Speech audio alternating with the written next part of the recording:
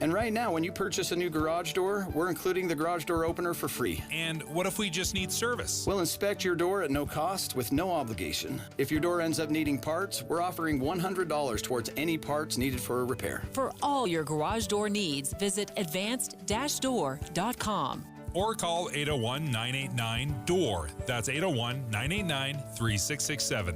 Advanced Garage Door, where we sell peace of mind. I'm still going for it, even with higher stroke risk from atrial fibrillation, an irregular heartbeat not caused by a heart valve problem. Over a 3-year study, Eliquis apixaban tablets reduce stroke risk better than warfarin, and over 97% of Eliquis patients did not experience a stroke. A first stroke occurred in 2.9% of warfarin patients versus 2.3% of Eliquis patients. Don't stop taking prescription Eliquis without asking your doctor. It may increase your stroke risk. Eliquis can cause serious and in rare cases fatal bleeding. Don't take Eliquis if you have an artificial heart valve, abnormal bleeding, or antiphospholipid syndrome. While taking, you may bruise more easily or take longer for bleeding to stop.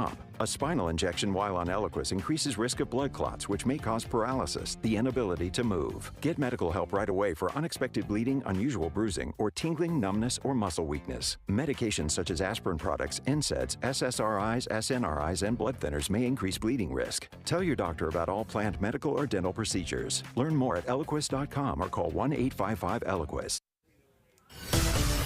Emergency traffic and weather together, brought to you by My Mountain America's My Style checking account with built-in benefits. Here's Len Thomas. Well, thank you, Heather. A crash on the 201 is westbound at the I-215 southbound ramp. Westbound 201 freeway has been closed up till right now. They have just opened it in front of our very eyes. So the good news for those of you on the 201 freeway heading westbound there, that is right at the southbound ramp to I-215, and traffic is moving well already. So watch out for wet roads out there. There is a crash westbound US 6 out there in Utah County, 2 miles west of Diamond Fork Road. That's up there on Spanish Fork Canyon, making your way over toward Moab. Advanced Window Products, factory direct, affordable windows. Call today. They're on their way. Financing available. Save now, pay later. AdvancedWindows.com. I'm Len Thomas in the KSL Traffic Center.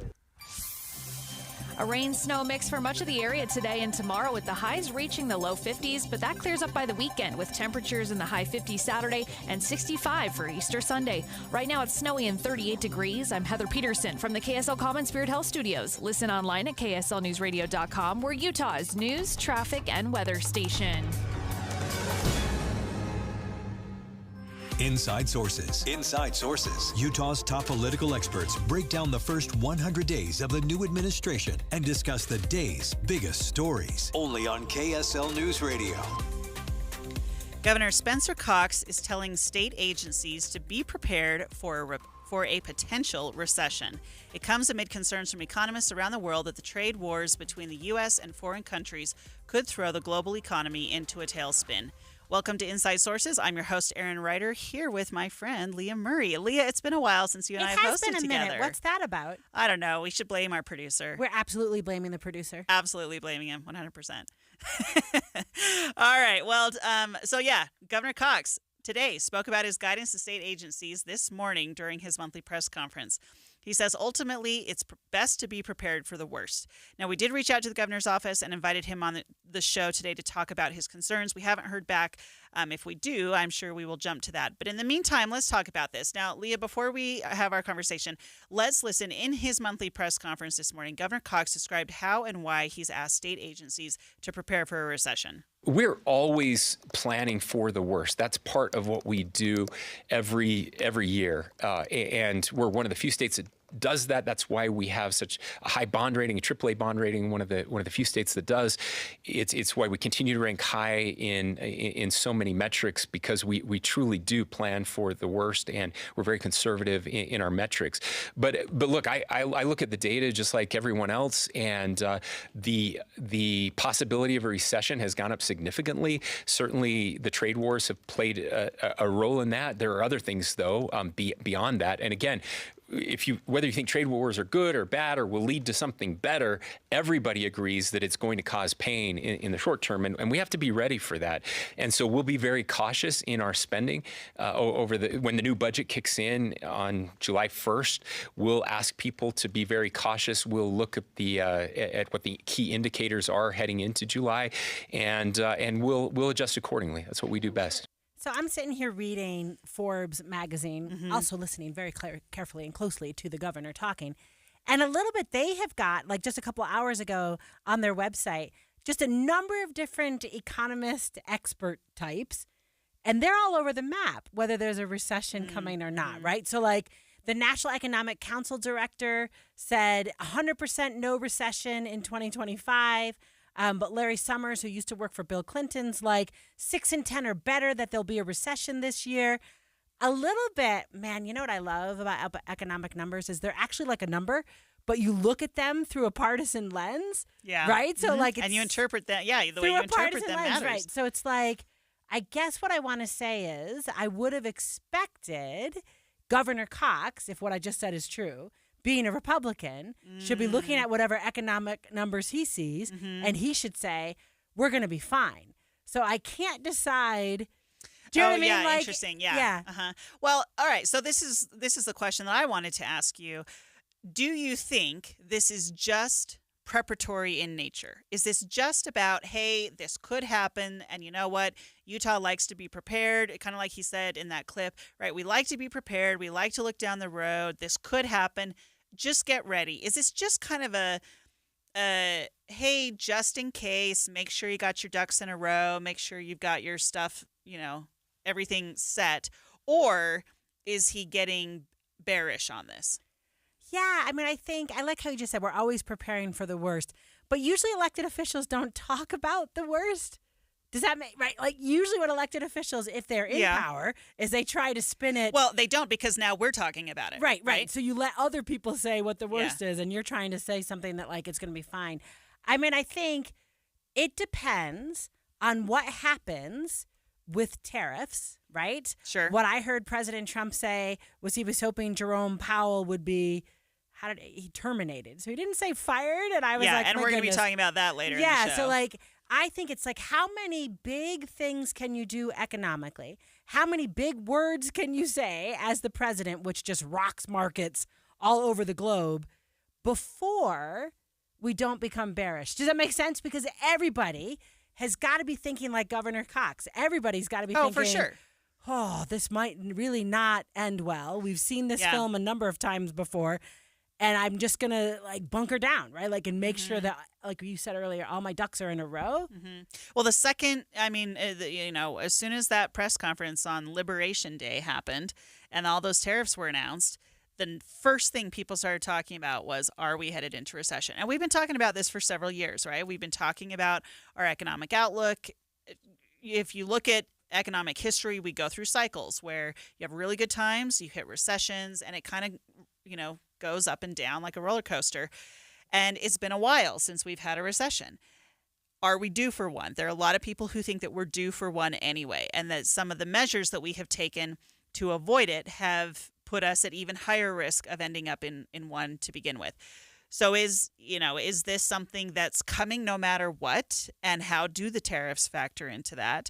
But you're right. If President Trump were to pull back on all of the tariffs tomorrow, here's what I think about too. Is there a line, right? If the tariffs sit out there for too long, when is it too long? And now we're going to hit a recession even if he pulls them back. Yeah, I mean, I guess the big question is, is it actually a good idea?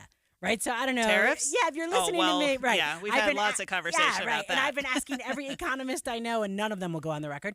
But the answer is, as a capitalist, I will just tell you, tariffs are a really bad idea.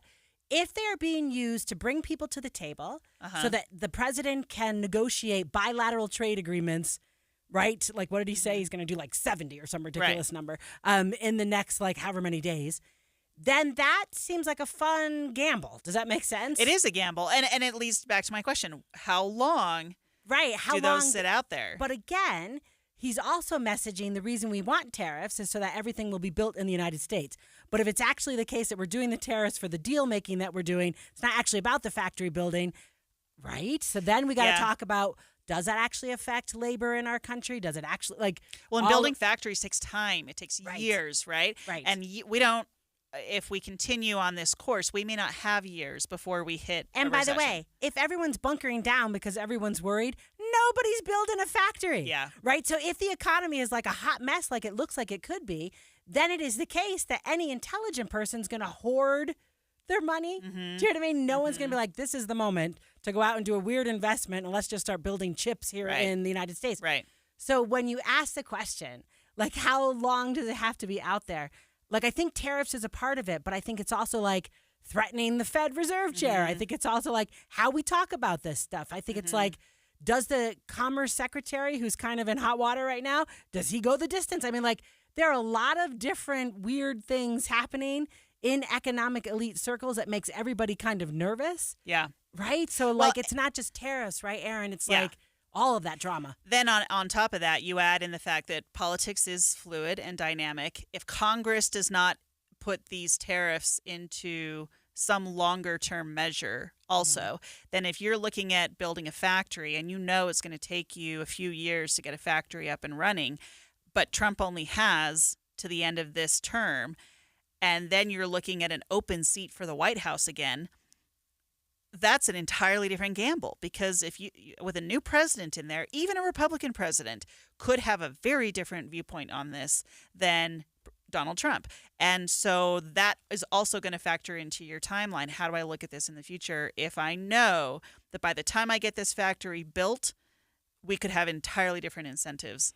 Yeah, no, and I think the answer basically is business likes stability and predictability. Yes, it does. And they're not getting that right now. Yeah, and it's a real challenge. All right, well, next on Inside Sources, the Utah House could impeach their first judge ever. In fact, it could be the first state official to be impeached in Utah ever. This is a big deal and an interesting story. We're going to talk more about what Speaker Schultz is saying coming up next. And now, the moment we've all been waiting for. It's time to spring into summer with Soda Weight Loss, because right now you'll get our biggest discount of the year. Are you serious?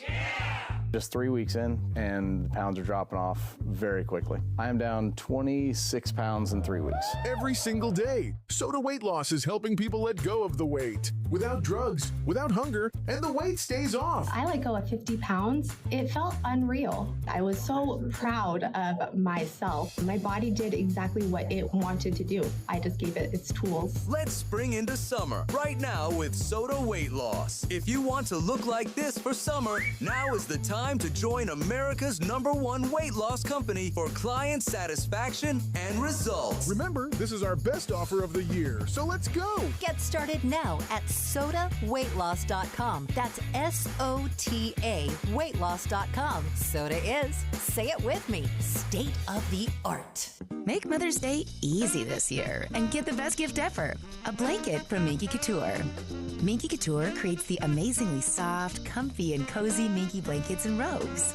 Just in time for Mother's Day, save 50% off any regularly priced Minky Couture blanket using promo code KSL50 at checkout. Shop online at MinkyCouture.com or visit your local Minky Couture for special neighborhood deals. Again, save 50% with promo code KSL50 in stores or online at MinkyCouture.com. The power of we believes in you. It advocates for you. It completes your circle. It makes sure you have the strongest circle possible. And with Intermountain Health in yours, you'll always have the care you need to live the healthiest life possible. That's the power of we. Intermountain Health. Be advised, this is your opportunity to save up to 40 to 80% on a hot tub or swim spa. This weekend only, Friday through Sunday, Mountain America Expo Center, Sandy. Be advised, this is your opportunity to save up to 40 to 80% on a hot tub or swim spa. This weekend only, Friday through Sunday, Mountain America Expo Center, Sandy. 18-month interest-free financing. Our factories have demanded we sell 1,000 hot tubs and swim spas this weekend. Mountain America Expo Center, Sandy. Huge factory incentives, factory rebates, this weekend only. Mountain America Expo Center, Sandy. We can remove your old hot tub. Free delivery of your new hot tub. Hot tub starting at $2,999. Mountain America Expo Center, Sandy. Free delivery of your new hot tub. Just relax and enjoy. Mountain America Expo Center, Sandy. Friday, 2 p.m. to 8 p.m. Saturday, 10 a.m. to 8 p.m. Sunday, 10 a.m. to 6 p.m. Free admission, free parking, free delivery. Mountain America Expo Center, Sandy. Call 833-SPA-SALE or visit Hot Tub and Swim Spa SwimSpaSale.com. My brother-in-law died suddenly, and now my sister and her kids have to sell their home. That's why I told my husband we could not put off getting life insurance any longer. An agent offered us a 10-year, $500,000 policy for nearly $50 a month. Then we called SelectQuote. SelectQuote found us identical coverage for only $19 a month, a savings of $369 a year. Whether you need a $500,000 policy or a $5 million policy, SelectQuote could save you more than 50% on term life insurance.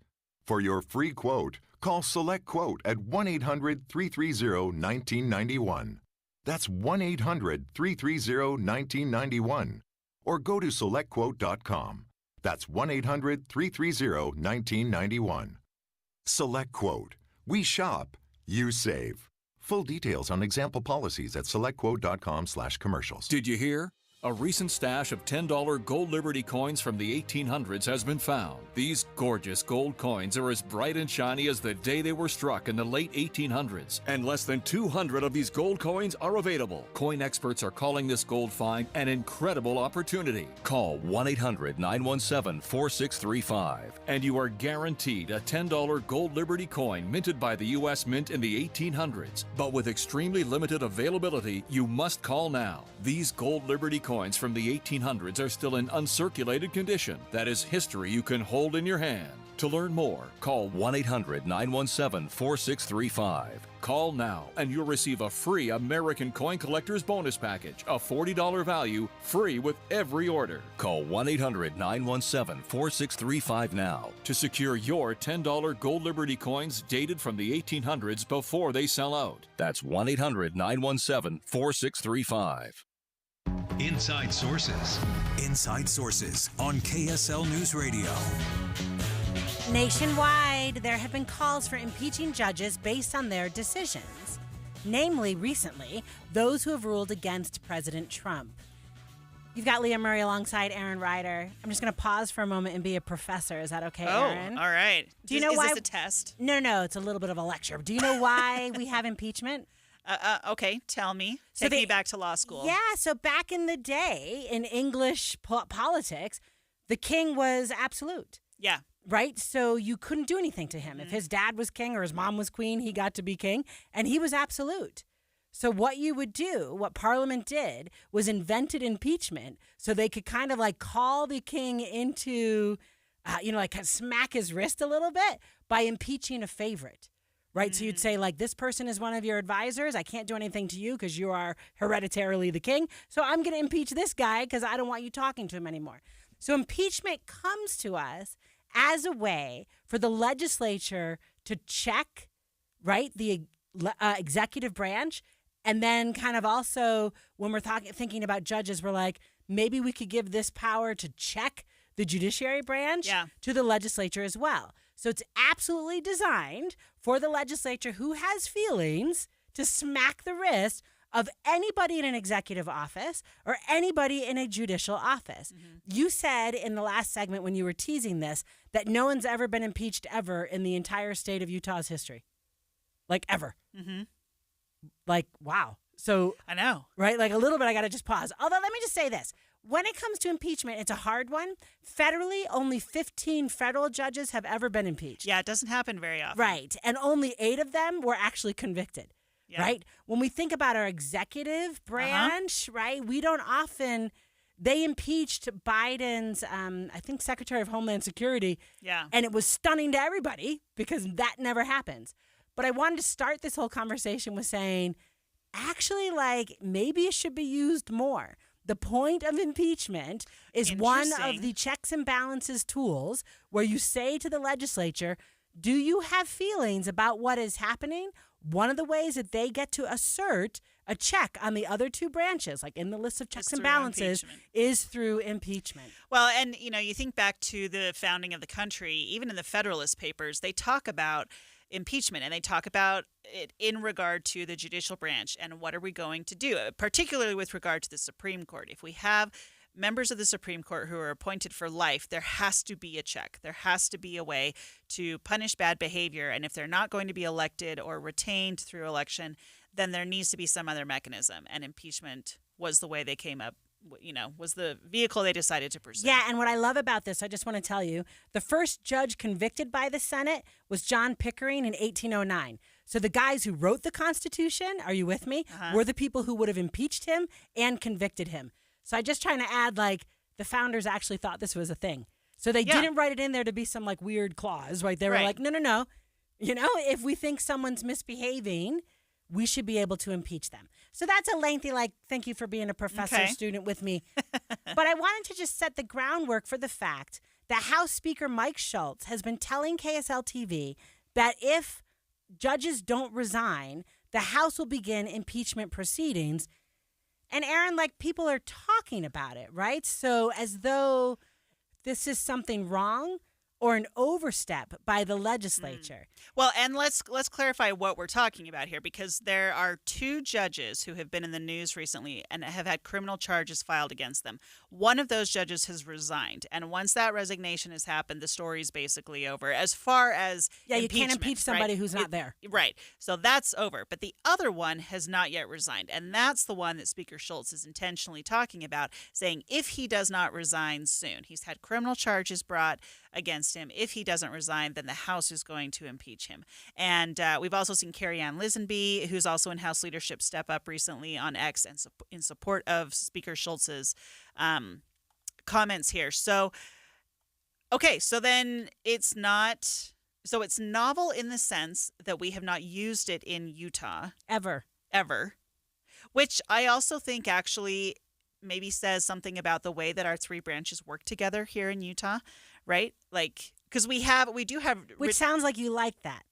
Well, do I need to dislike it? No, but I guess... If the system is working, you know, right? Impeachment is very much a punitive measure. Like you said, it is a slap on the wrist, absolutely. But it is part of... Oh my gosh, let me just defend the legislature here, Aaron. Sure. But it is part of the institutional horizontal checks and balances. Yeah, and one of the arguments that I could make, maybe, and you might disagree with this, is that a little bit in our country, our legislatures lean on our judiciary to do all the horizontal checks and balances.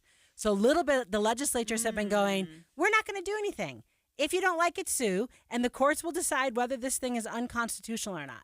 That is not a healthy, and how did you say, functioning or working system, right? Like a 3-branch system has to have all 3 branches executing their checks and balances on each other. So when I pushed back, and I was saying it's a normatively good thing that we've never impeached anybody, and I would kind of argue maybe it is the case that the legislature should be speaking more often or something. It's not just about what is the governor vetoing. It's not just about what laws do they pass. It also is about what are agencies doing? What is the judiciary doing?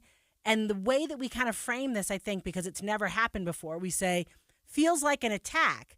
But the answer is, but maybe we should always be having, I don't know, these conversations? Yeah, well, I'm thinking about the conversations we've had this year in the legislative session, all of those bills that came up regarding the judicial branch, right?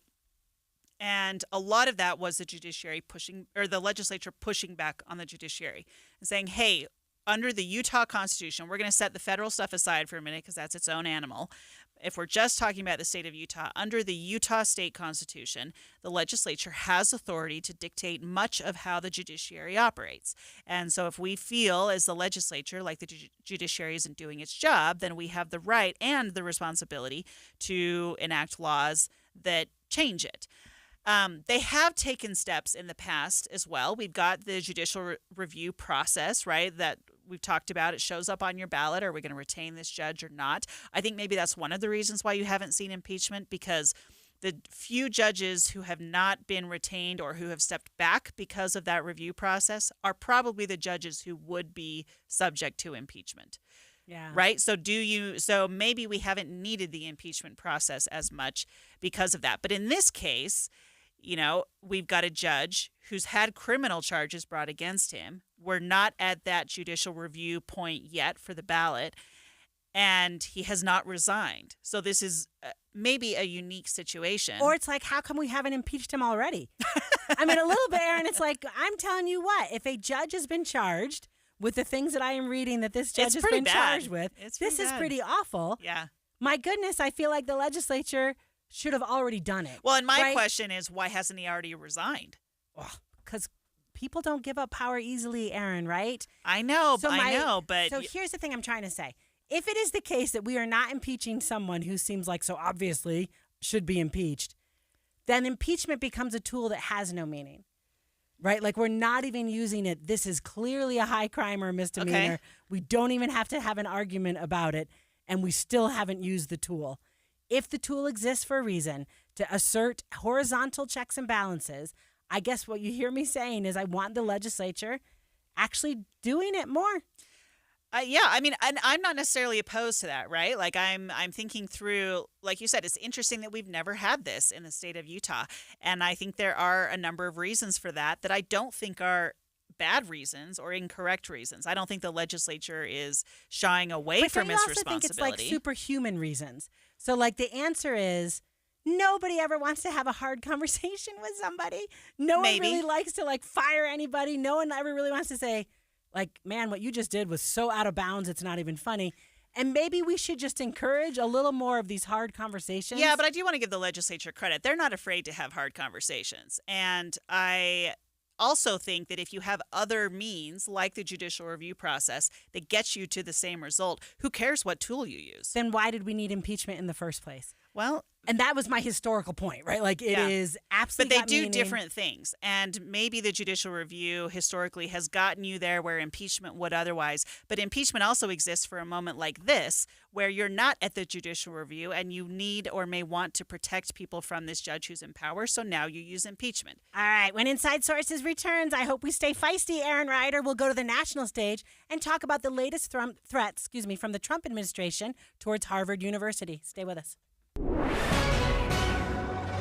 Good afternoon. It's 1:30 at KSL News Radio. I'm Maria Chaleos. KSL's top local story. We could have a verdict as soon as Monday afternoon in the case of Lori Vallow Daybell versus the state of Arizona. Director for East Idaho News, Nate Eaton, says Daybell technically rested her case yesterday. What happened is after the jury was dismissed yesterday, Lori told the judge, Your Honor, I'm resting. She didn't technically do it in front of the jury, and she could change her mind before Monday when there's closing arguments. If she does change her mind and decides to testify, she would be the only witness. If she does not, then she will officially rest in front of the jury on Monday. Eaton says the prosecution called almost 20 witnesses against Daybell, who is charged with conspiring to murder her estranged husband, Charles Vallow. KSL's top national story this hour from ABC News. The Supreme Court will hear arguments May 15th on President Trump's emergency request to end birthright citizenship. The Supreme Court answered the question 128 years ago that the 14th Amendment means what it says. People born in the United States are U.S. citizens. Trump thinks he has a different interpretation. He went to the Supreme Court with this emergency request, asking the justices to look at it again. That is ABC's Devin Dwyer. Taking a look at your money at this moment, the Dow now down by 415 points, more than a full percent, sitting at 39,243. S&P 500, it's up by 22, but the NASDAQ has now turned into negative territory. Oh, back into positive territory, but it's up just by 4 points. Coming up, how long will this wet weather last? We'll take a look at the forecast coming up next. KSL News Time, 1:31. The sources where we get our news matters. When you listen to Utah's Morning News, we want you to feel the stories are important to you and trustworthy. This is Amanda Dixon. And I'm Andy Farnsworth. Join us weekday mornings on KSL News Radio. For over 22 years, speaking on business on KSL News Radio has been a beloved tradition, celebrating our heroic business leaders and Utah consumers who have helped build one of the strongest state economies in the nation.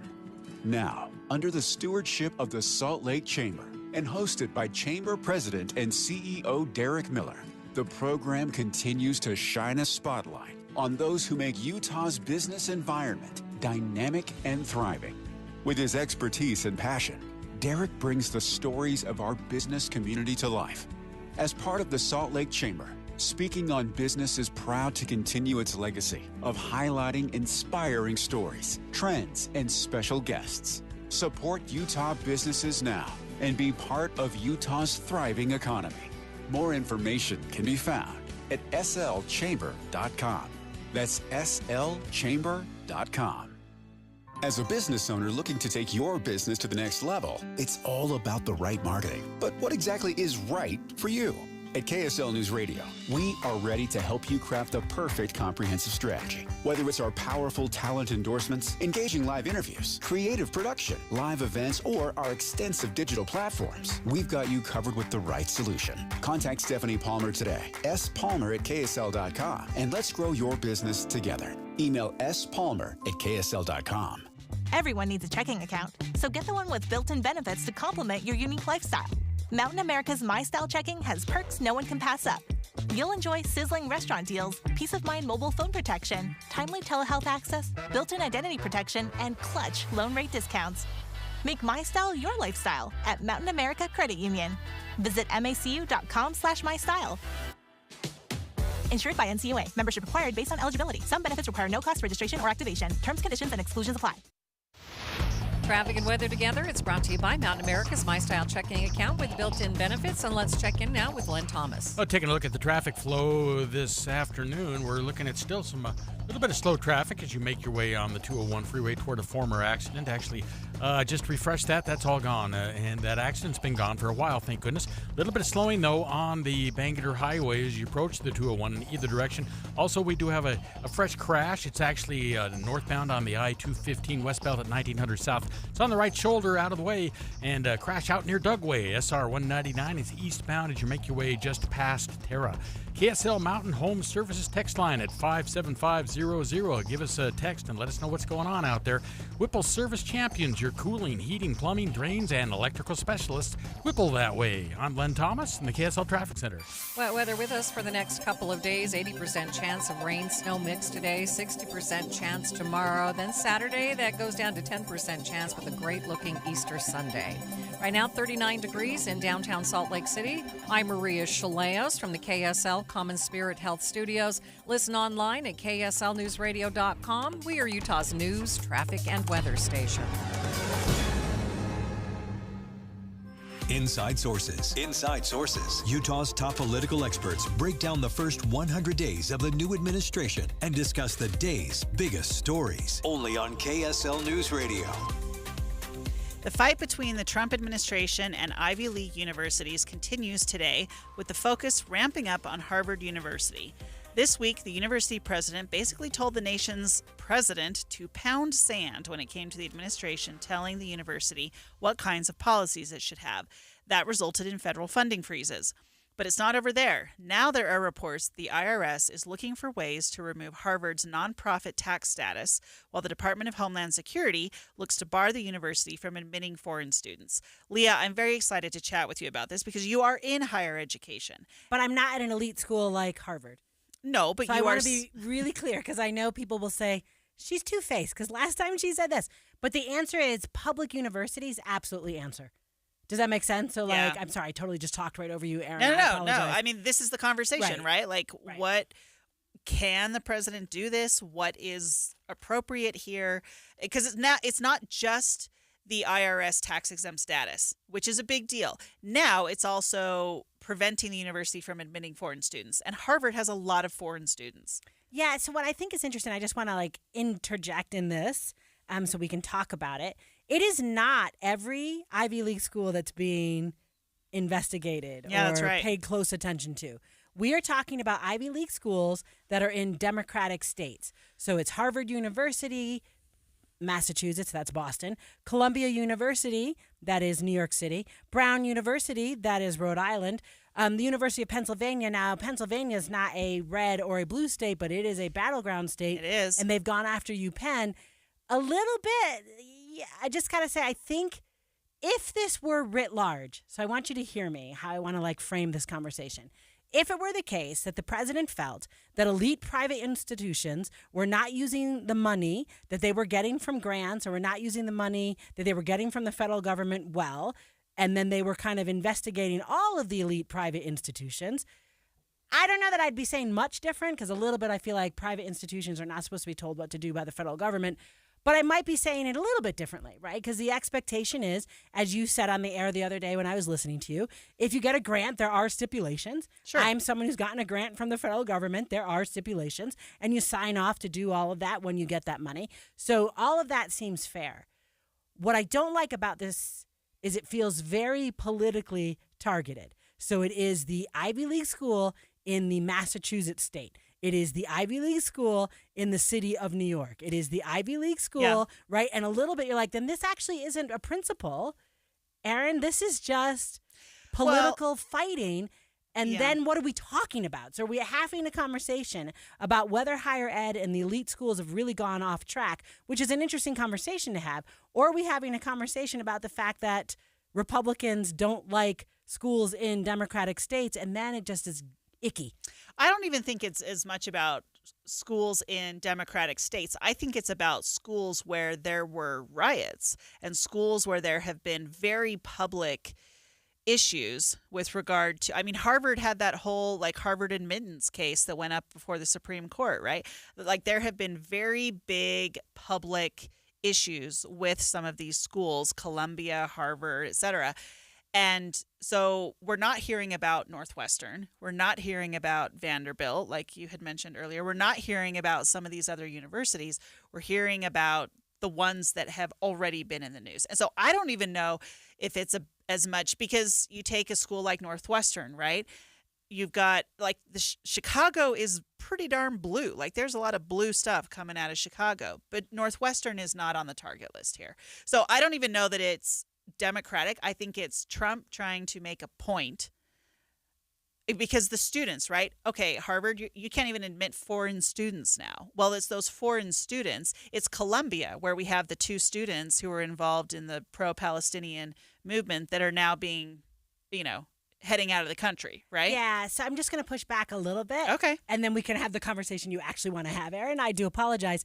But there were protests at Vanderbilt, and students were arrested for being pro-Palestinian. Well, I mean, there were protests at the University of Utah, public school. Right. Public school is a little bit different. So what my point is, there's a reason why Vanderbilt's president didn't get hauled to the carpet to be scolded by Elise Stefanik, right? It's not just President Trump going after these. It feels very like Republicans are picking on schools that are in Democratic states. I guess my pushback and my argument to that is, I don't know that it is as cut and dry as you're in a blue state, so we're going to pick on you, or even you had a protest, so we're going to pick on you. I think it is a personal decision to make an example out of Harvard and Columbia. Personal to President Trump. Mm-hmm. I think it is a deliberate decision to go after those universities. All right, so let's have the conversation you actually want to have. So I apologize for derailing us yet again in a segment. So, Aaron, I really have feelings, first of all, about the federal government thinking it can tell, right, private institutions of higher ed what to do. Even if they're taking grant money.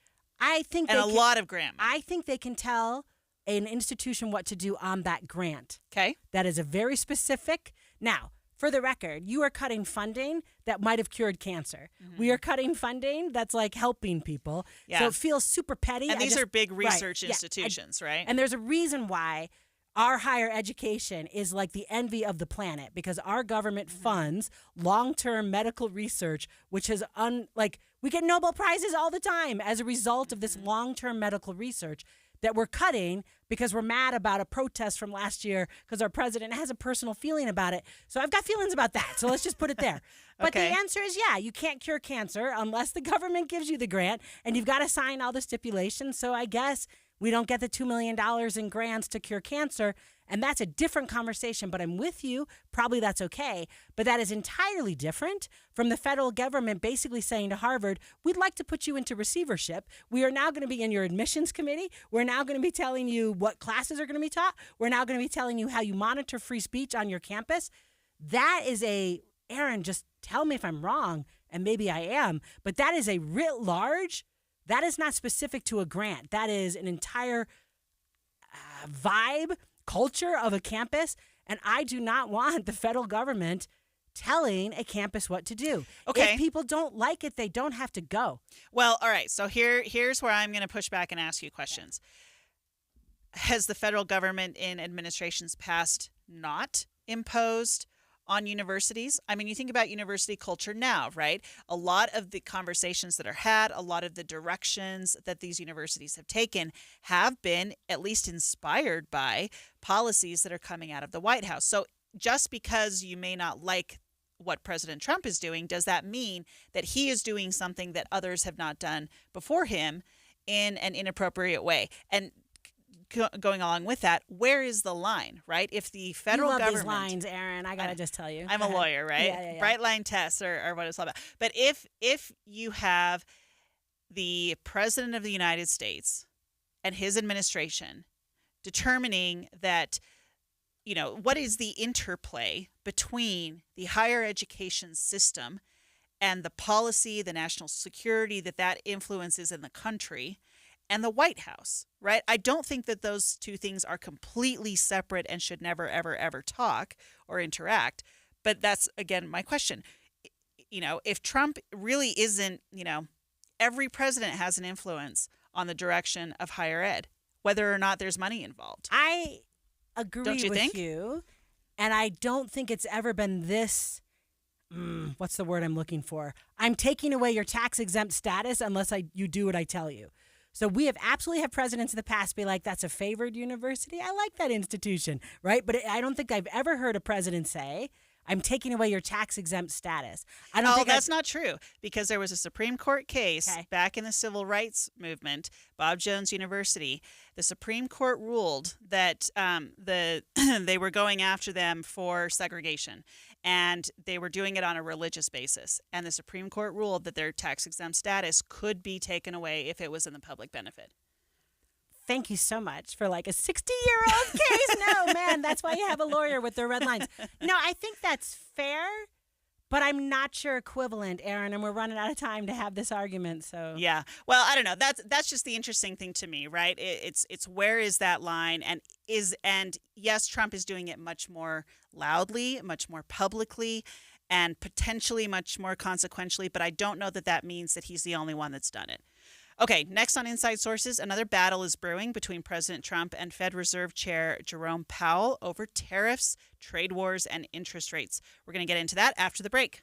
Do you need new windows? Look, all glass pretty much looks the same to the naked eye, but if your windows aren't triple-coated, argon-filled and sealed double-pane glass, the cold is seeping in. You need to call Advanced Window Products. They use the highest quality glass and premium vinyl to create state-of-the-art windows and frames, and for 38 years, they build those frames right here in Utah. Custom crafted for Utah's climate. The best windows you can buy at prices 30 and 40% less than what the big companies charge because they cut out the middleman. They're the factory. They even give you a lifetime warranty, and right now as we head into spring, save an extra $2,500 off 10 windows or more. Custom windows that'll give your house a fresh new look and save you money on your heating and air conditioning. Advanced Windows offers 60-month 0% financing, even buy now, pay later, and an extra $2,500 off. Call for a quote, 801-850-9100. That's 801-850-9100, or go to advancedwindows.com. You trust us for news and information in your car. Now trust us at home. KSL News Radio has you covered, keeping you informed on the latest breaking news, weather, traffic, sports, and more. Listen on your Amazon Echo or Google Home device. Just say, Alexa, open KSL News Radio. Or listen on the KSL News Radio Listen app. Text the word app to 57500. KSL News Radio. We have you covered. Tay-Tay was a typical girl that loved pink, singing, and all kinds of animals. At 3 years old, she tumbled off a horse and received a traumatic brain injury. Her family prayed for a miracle, and when they realized their daughter would not survive, they made the decision to donate her organs. Because of her donation, 4 other people received her organs and tissue, allowing others to live. Go to DonorConnect.life and read about what it takes to become a donor. Did you know many people think that they're too old and not in good enough health to be a donor? Anyone can be a donor. If you were told that it could save a life for someone close to you, or even a stranger, would you please donate? Finding out more on why you should become a donor is pretty easy. DonorConnect.life can walk you through the process and what it takes to simply sign up. Check yes to become a donor when you renew your driver's license. Give hope, heal life. DonorConnect.life. Be advised, this is your opportunity to save up to 40 to 80% on a hot tub or swim spa. This weekend only, Friday through Sunday, Mountain America Expo Center, Sandy. Be advised, this is your opportunity to save up to 40 to 80% on a hot tub or swim spa. This weekend only, Friday through Sunday, Mountain America Expo Center, Sandy. 18-month interest-free financing. Our factories have demanded we sell 1,000 hot tubs and swim spas this weekend. Mountain America Expo Center, Sandy. Huge factory incentives, factory rebates, this weekend only. Mountain America Expo Center, Sandy. We can remove your old hot tub. Free delivery of your new hot tub. Hot tub starting at $2,999. Mountain America Expo Center, Sandy. Free delivery of your new hot tub. Just relax and enjoy. Mountain America Expo Center, Sandy. Friday, 2 p.m. to 8 p.m. Saturday, 10 a.m. to 8 p.m. Sunday, 10 a.m. to 6 p.m. Free admission, free parking, free delivery. Mountain America Expo Center, Sandy. Call 833-SPA-SALE or visit hottubandSwimSpaSale.com. Attention! If you owe money to the IRS, this is an urgent message. The IRS is cracking down by sending out collection letters, garnishing paychecks, seizing bank accounts, and putting liens on homes and businesses. They call it enforced compliance, and you better watch out because penalties and interest on unpaid taxes compound daily, making it even harder to get out of debt. Don't let tax debt destroy your life. You need to call Optima Tax Relief, America's #1 tax resolution firm. They're experts in taxpayer assistance programs that can save you thousands if you qualify. A+ rated by the Better Business Bureau, Optima's resolved over $1 billion of tax debt for their clients. Let them fight on your behalf, helping to put your tax problems to rest. Call the tax professionals at Optima now for a free consultation. Call 800-343-6460. 800-343-6460. 800-343-6460. Optima Tax Relief. Some restrictions apply. For complete details, please visit OptimaTaxRelief.com. Any Hour Services can help unclog any drain in your house, whether you have a backup, a clog, or a slow drain you want fixed. Call Any Hour Services or visit AnyHourServices.com. Inside Sources on KSL News Radio. President Trump is lashing out at the chair of the Fed, Jerome Powell, today after Powell told the Economic Club of Chicago that the president's tariffs were bound to result in, quote, at least a temporary rise in inflation, end quote. So that's not recession. You said earlier we'd be talking about Powell later.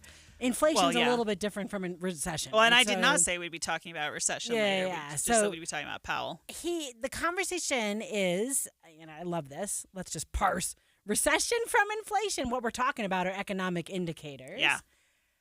Mixed markets this morning on Wall Street because Trump is calling for the termination of Jerome Powell. Important to note that Trump did appoint Jerome Powell to his post. It's also important to note that the Federal Reserve is supposed to be independent. By design, it is not to be controlled by Congress or the White House. And so calling for his firing is really in conflict with that because the Federal Reserve is supposed to have the power and the freedom to set interest rates as it sees fit. So that was ABC's Avery Harper talking about the question we want to raise right here, Aaron, which is, does President Trump's feelings about how monetary policy should run, do we care what his feelings are? Maybe we care about them when they come to, tariffs, and maybe we care about them when it comes to institutions of higher education, and maybe we care about it when it comes to recession. But on monetary policy, Federal Reserve is supposed to not be political. Yeah, but I think you could argue that the Federal Reserve is political. I mean, they have been involved in lots of discussions over the years, and I think, and you can certainly make an argument, and many Republicans do, that they utilize their role in a political way. And if that's the case, then I don't think that President Trump is he's not the first president to be trying to influence the Federal Reserve. So, from that perspective, I kind of shrug at it, right? Oh, I love this. So just because every president tries to do it means we should do it? No, right? But I also think that maybe that means, is it overblown? That's my question. If he's calling, just because, also, we're talking about Donald Trump. He's going to say 1,000 things on X. He's going to use all caps and exclamation marks all he wants. But until and unless something actually happens, it's just noise into the void. And Donald Trump is really good at this, right? He's really, really good at getting everybody to jump all over everything he says in a heartbeat. So calling for the termination of the Fed chair, yeah, that is big. I'm not trying to downplay that. That is a big thing, and he's certainly got him in his sights. But also, I don't know. I guess I'm a little bit mixed on this because it's not, whether or not it's, well, hold on. Let me think about how I'm going to say this because you're going to go after me no matter what I say here, Leah. So I'm going to think about how I want to say this. I've got a big old smile waiting for it. I know you do, right? I don't think it's inappropriate that the White House and the Federal Reserve often communicate with each other. It's natural. It's going to happen, right? So just because presidents past have had influence on the Federal Reserve, that's not necessarily in and of itself inappropriate. And so I don't know that it's in and of itself inappropriate that Donald Trump is trying to influence the Federal Reserve here because he is concerned about a recession. He is concerned. I mean, we saw his reaction when the Treasury yields started to, go all crazy. He pulled back on things. He is looking at this, and the Federal Reserve is part of the puzzle. Now, how he does it matters. And if he really does go after the Federal Reserve chair just for disagreeing with him, I do think that's a problem. But the fact that they are communicating at this point, yeah, that's kind of what they do. Yeah, so I wonder, I think, how do I say, monetary policy is something to me that's distinct from fiscal policy, right? So fiscal policy is how do we tax, how do we spend? So President Trump should have, I would argue Congress should have more, but President Trump should have a lot of input as to what fiscal policy should be. Mm-hmm. But I am fully... But it really should be Congress. I mean... A little bit. I mean, or a conversation between the two of them, yeah. right? And we should actually have a legit budget and not just continuing resolutions. But that's a whole other segment for Yes. a whole other day. Yes. But the thing about monetary policy, which to me is like, what is a dollar? What is the value of a dollar? Mm-hmm. Which is very similar to me of like the judiciary going, what is the law? Like, what does this actually mean? It is. It's the same kind of like, when we have decisions about what the law is, being open to what people hear on a campaign trail, when we have decisions about what a dollar should mean and what currency should be, open to conversations on a campaign trail, that's what I mean when I say it's allowing too much politics into the conversation. I love the American people. I think I'm pretty smart. I have no idea. Right? We're trying to get to 2% inflation. That feels like a magic number. I don't know why. I can't explain it to you. I'm not an economist. But I also know that in my lifetime, when the Federal Reserve does the work of sometimes raising interest rates to such an extent that I couldn't buy a house, and sometimes reducing them to such an extent that I could afford a house, but all the time we have not had a Great Depression, Mm-hmm. that is them keeping our economy from the rampant booms and busts that really can savage, And that's a lot of their job. Yeah, and that is their job. It's not sexy. It's not interesting to watch. It's probably not interesting to talk about. A little bit. I guess my point is President Trump talking in all caps is a beautiful political thing that he does. But I want monetary policy really detached from that.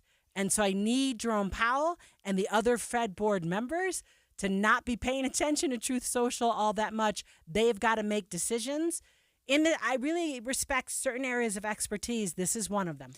Yes, but I also think it's unrealistic to expect that this is an area that would function entirely in a vacuum, right? Because they have to interact. If they're trying to counter what's happening on the national level from a political standpoint and how that's impacting the economy, they have to be in those conversations. They have to know what's coming down the pipeline, which by nature brings those entities together. Now, I still want some independence there. So I don't necessarily want Donald Trump to be able to fire.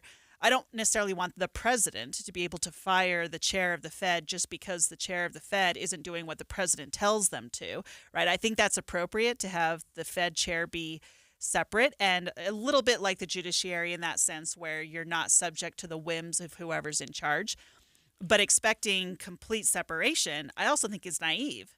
Yeah, I think they should be having a conversation and Jerome Powell should be telling elected officials not what to do, but here's the information. when you pass these tariffs, this is what's going to happen. But that's what he's already doing. Right. My point is, but it shouldn't go the other way. That's what I'm trying to say. So elected officials have to be accountable and responsible to people on the street like me who don't understand why the why the inflation rate should only be 2%. Right? So my thing is, I want really smart people making decisions about our money and what money is. Yeah, but Leah, I think, again, that's naive, because even with the judicial branch, you have people trying to influence the judiciary. Whether or not the judiciary allows that to happen is a different thing. Right, and so but it happens. Color me surprised. I'm in a Venn diagram with John Roberts. Absolutely. It should be the case that people are out there protesting at the court, but I don't want Amy Coney Barrett thinking about it. She's got to look at this and go, is this the law? Sure. And a little bit I want to say, I think there's like a degradation of expertise in this country where we don't just acknowledge that there are actually people who know what they're talking about. And a little bit we should let them make decisions. A little bit. But also, and we're basically out of time here, so maybe I'll leave it with this question. Policy influences the direction of everything we do in this country. Even at the beginning of the show, we talked about how the way that you view those recession numbers is influenced by your political lens. That is going to impact how the Fed Reserve operates. Right, because Jerome Powell is a Republican. Coming up in the second hour of Inside Sources, Aaron, let's just do something more exciting. The battle for birthright citizenship is moving to the Supreme Court. We're going to talk about Democratic leadership looking to squash their own party members in primary for not being progressive enough. More on all of this next.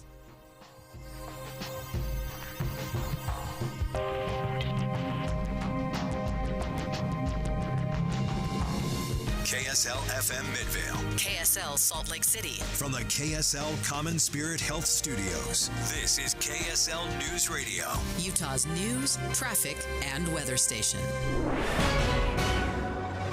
Good afternoon. It's 2 o'clock at KSL News Radio. I'm Maria Chaleos. KSL's top story. And it is breaking news. We are hearing that one person has died after a shooting at Florida State University this morning. Police say they do have a suspect in custody, and at least 6 people are being treated at a nearby hospital in Tallahassee. This happened at the Student Union, which remains an active scene as police investigate. A 15-year-old girl who had been missing from Springville since Monday has now been found. Her family had posted about it on TikTok after they say she left the house with the boy and didn't come back. Now Springville police confirm that she has been found. Our top national story this hour from ABC News. Some international students who have had their visas revoked will have to wait a bit longer to learn a federal judge's decision on their case challenging the cancellation. ABC's Jonathan O'Brien attended a hearing in Atlanta. Judge Victoria Calvert says she's inclined to rule in favor of the temporary order for the 133 students in this case, 26 of whom are here in Georgia. But she's giving both sides time to provide more information. Immigration attorney Charles Cook says, when the government doesn't follow the rules, it requires people to stand up. That's what these students are doing. Lawyers for the government say no real harm has been done to these students and they could follow reinstatement procedures. The judge has set a hearing for next Thursday to rule on a permanent injunction on the cancellations. Jonathan O'Brien, ABC News, Atlanta. Taking a look at your money news at the close, the Dow is down by 527 points, more than a full 1.25%, sitting at 39,142. S&P, it's up by 7 points. The NASDAQ, though, down 21 points. Wet weather, not done with this yet. We'll check the forecast coming up next. KSL News Time, 2:01. Mornings are for recharging. And they're for starting your day right. We volunteer to join you in the car. Get news and weather at 102.7 FM during the most important part of your day. Andy and Amanda, each morning between 5 and 9 on KSL News Radio. Break your spring break routine and make your way into a unique balance of outdoor adventure and arts. In Cedar City and Bryan Head, you'll be greeted with stunning views combined with the most epic trails at Cedar Breaks or Three Peaks Recreation Area. Recreation enthusiasts, we're talking to you. Visit Parowan's Evil Water Bike Trails, Thor's Hammer, and Kolob Canyon to take the ride and hikes of your life. The trip wouldn't be complete without one of the scenic drives and byways in the region to experience breathtaking overlooks and magical views. That's not all. Cedar City is known as Festival City USA, hosting dozens of events including free music festivals, parades, farmers markets, and more. but make sure to spend a little time in their historic downtown, lined with quaint shops, eateries, and museums. So break away to the vibrant and welcoming communities of Bryan Head and Cedar City. Plan your visit today at cedarcity.com. That's cedarcity.com. Get ready to join the climb, Jazz fans. It's time to place your season ticket deposits for the 2025-26 season. Place your deposit now and receive priority access to select your seats, exclusive gear, and more. Season tickets give you access to every home game, plus exclusive member-only discounts and benefits. Call or text 801-355-DUNK or go to UtahJazz.com to lock in your deposit for next season.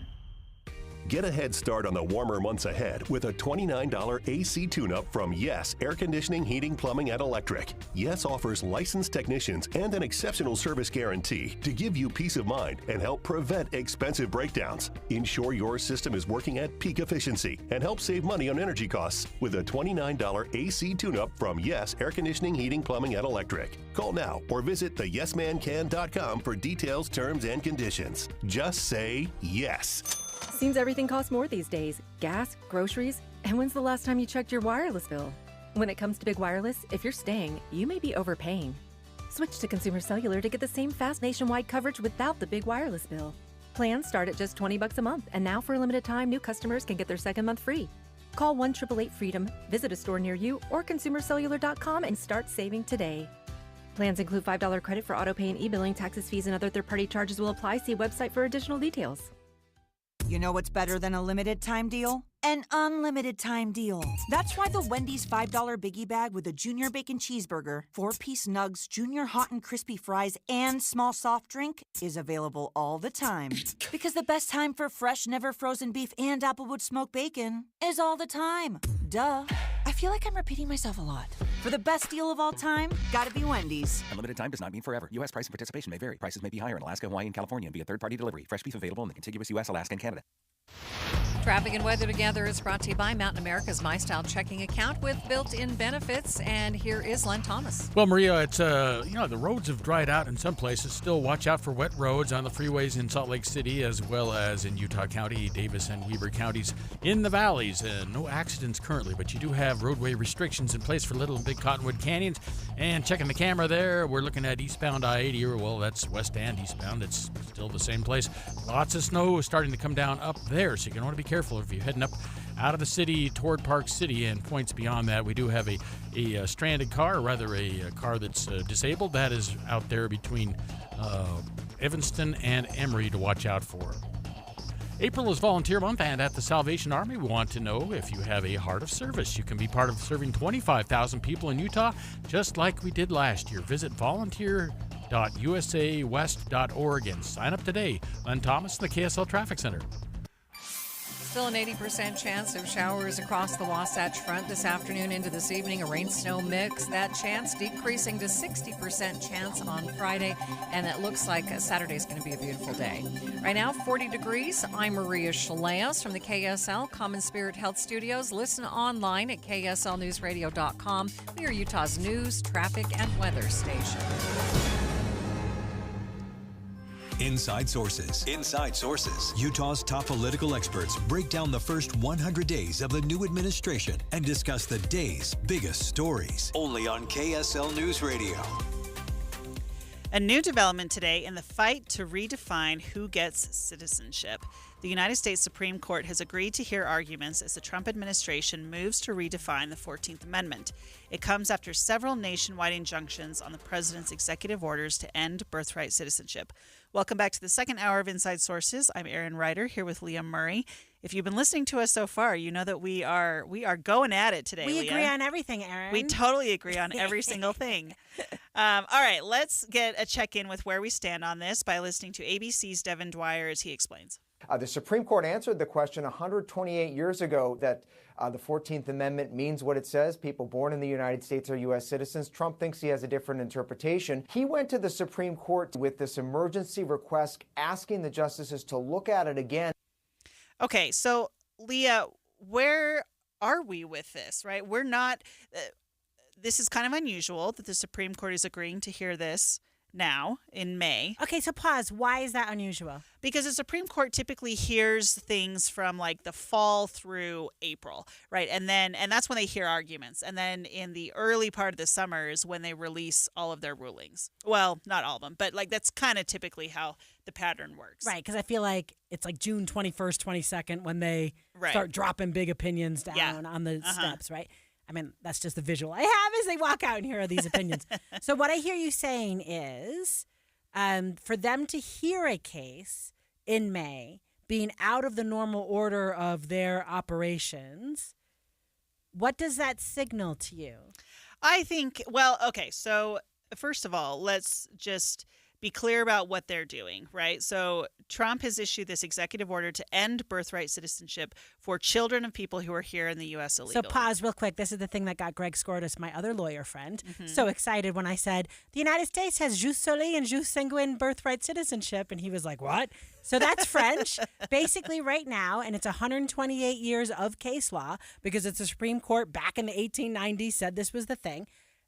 You get your citizenship jus sanguine, by the blood. So one of your parents is American, you are an American, and jus soli, by the soil. So if you are born on American soil, you are a citizen. Yeah, this is, I mean, you learn about this in law school, and it's one of the things you learn in constitutional law, and it's been pretty black and white. Derived from the 14th Amendment, upheld in a case about a Chinese citizen by the Supreme Court 128 years ago. And I love how Devin Dwyer said Trump thinks he has a different interpretation.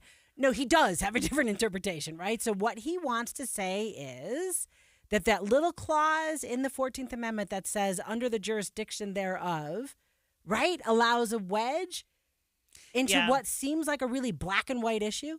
Yeah, and so he's trying to remove the ability to get birthright citizenship when your parents come. Yes, exactly. Right. When your parents come here illegally. So this would end.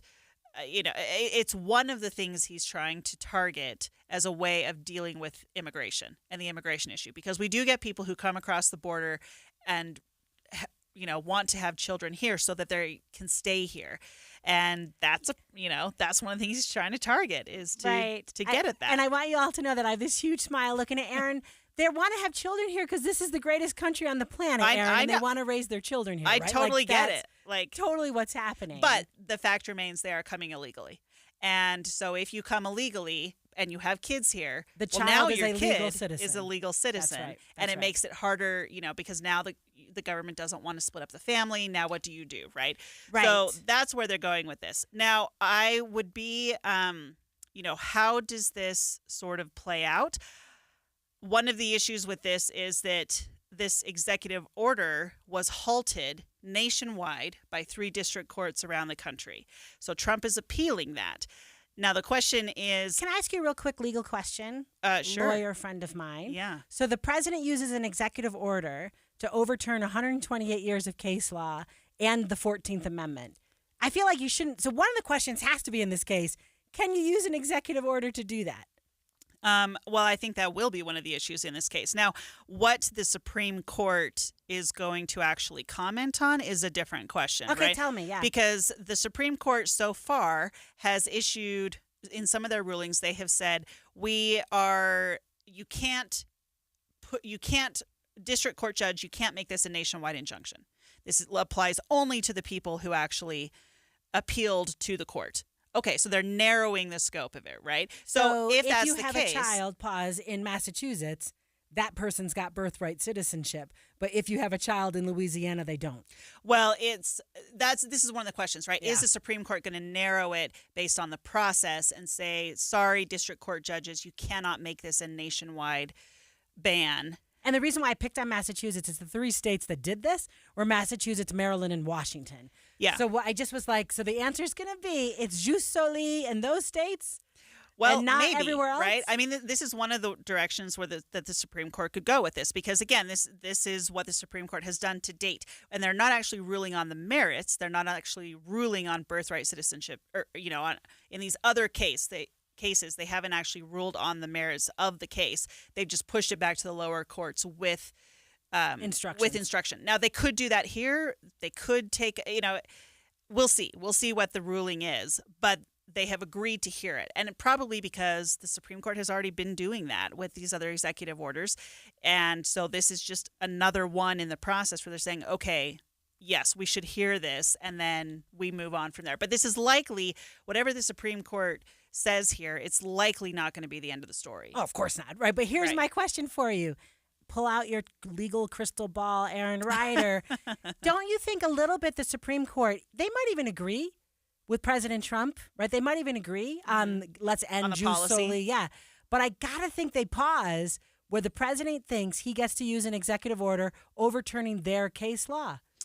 Don't you think a little bit that they might all go, yeah, no. Right? I might agree with you on your point. I might agree with you on your policy. But this is our branch. We have a role to play, and this is not how you come at us. Yeah, and what I think we should all be watching for is what happens with Amy Coney Barrett and Chief Justice John Roberts. How do they vote? Kavanaugh. And Kavanaugh. Correct. Yes. I can predict Alito and Thomas. Boom. Alito and Thomas, Gorsuch, we know I'm where not they're so going to sure stand. about, but those three, Roberts, Gorsuch, Kavanaugh, and Barrett. Ooh, fun. Yeah. Right? And so depending on how they rule on it, and this is where Amy Coney Barrett has gotten into trouble with the Supreme Court, where she has said, no, I am standing strong on judicial process, and you are going about the process in the wrong way. Wait, who did she get in the trouble with? Oh, Republicans. You said she got in trouble with the Supreme Court. I was wait, so pause. I'm sorry. No, I got you. She's getting in trouble. Yeah. So this is where this is going to get interesting, right? How do the conservative justices rule on this? What do they rule? Do they push it back down to the lower courts? Do we keep this fight going? And but again, I will come back and harp on this over and over and over again. Absent action from Congress, no matter what, this is a short-term thing. Yeah, because an executive order, if the next president doesn't like this, it's gone in a heartbeat. Right, which, by the way, is not a super great way to do governing. No, it's not. So that's why I'm saying, right, like if Donald Trump truly wants a legacy, if he wants a policy legacy, he has to get Congress to enshrine it because his executive orders are not going to be sufficient at the end of his 4 years. Absolutely. All right. Well, coming up next on Inside Sources, Republicans are still facing blistering town halls from constituents angry about things President Trump is doing. We're going to talk about a few new cases and how the lawmakers responded. Coming up next. This is Derek Overstreet of the New Millennium Group and host of Stop Working and Start Living Radio. If you're close to or in retirement and you don't have a tax plan, call us right now, 888-999-6370. That's 888-999-6370. Listen, our country's been spending like never before, and the tax bill is coming soon. If you need an income tax strategy and a financial plan that will get you through the rest of your life, give my team a call, 888-999-6370. That's 888-999-6370.